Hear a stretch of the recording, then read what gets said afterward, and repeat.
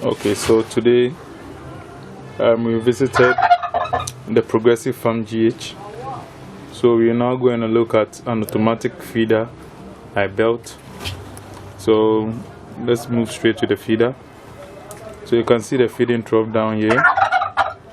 Then we have the connecting pipe from the source of feed to the feeding trough.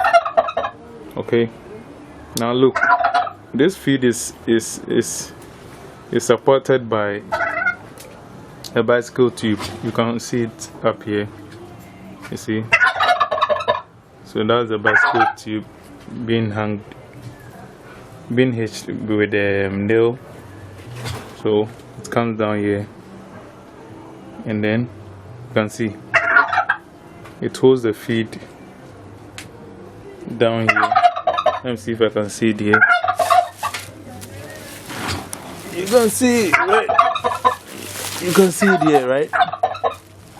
You see, it holds the feed down here. Okay, so there is feed, and I used this rope to hold this pipe here. It's a PVC pipe, and I bore some small holes in it, and then I pierce with a nail. Okay, and I pass the rope through it. Okay, and I hitched it to the sack. So using the law of gravity, the feed is being dispensed down into the feeding trough. Yeah, so there's feed always for these animals, and you know they are just messing up the feed down there, but still, you know, we can collect it. So it's a good method of automating your feeding.